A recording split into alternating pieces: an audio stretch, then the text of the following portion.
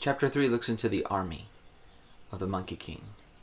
When he develops more about their strengths, their weaknesses, they do a lot of training pretty much. And one thing that he recognizes is that they don't have any weapons. So the Monkey King has to go seek that out with others, has to trick others, use his powers now that he does have to influence and attain weapons, which he does do at a certain point, and even uses his eating his hair again, throwing out his extra hymns, and getting them to collect all the weaponry because there's too much. He couldn't bring all his monkeys with him because he wouldn't been able to. So this way it's easier, so that he could easily collect all the weapons and move it back and help them train with these weapons. And it's pretty interesting because it shows how connected he is to the monkeys around him and wanting them to train, wanting them to understand and have knowledge of this. But as soon as that happens, he recognizes that I need a weapon for me. So the Monkey King ends up going to underwater and finding out about the Dragon Kings and looking for the best kind of weapons. Well, finding out that this is where you can go for possibly finding out these weapons are here, so that he goes here, talks to the North Dragon King, or I forgot which one. There's 4 Dragon Kings on each coast, pretty much, on each end of the world.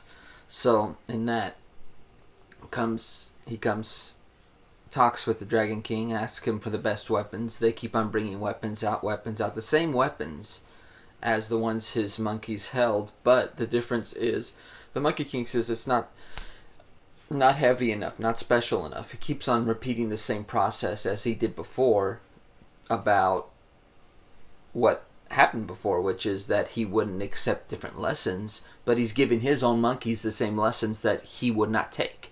Doesn't make any sense. So you don't even understand it. How can you offer these lessons in this way, knowing that you're not attaining them? You're patronizing them in that way by giving them something you wouldn't give yourself. So that's what I consider the Monkey King at this point, looking at it that way. Anyways, moving from this, the Dragon King tells the Monkey King, okay, well, none of these weapons work for you. Okay, well, go back there. There's the pole that sticks out. No one can lift it. We don't know what it is necessarily, but it works to help the ocean and keep everything sort of in balance.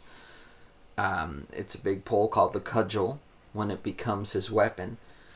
But at this point, it's just a huge thing that's just so long that has a control of, like, whether there's tsunamis or not, things like that. It has the power of that. So the capacity of that is no one can lift it, pretty much, the Dragon King says. So now it's your turn to go.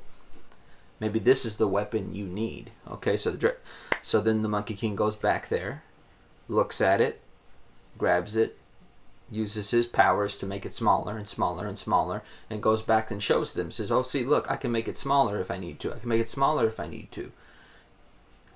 And goes back to the monkeys with all his weapons and everything. And there's a discussion between all the kings at this point. All the Dragon Kings come together with the Monkey King, and they start discussing this power that the Monkey King has, the way he's mastering everything this way. But it's just funny to look at that perspective in this chapter, that the Monkey King is patronizing things that the others can't get to, but then he doesn't patronize the same things. He doesn't understand or establish or build a good lesson material where he learns those processes and also gives it to the monkeys around him. He doesn't do both. So it's kind of a struggle.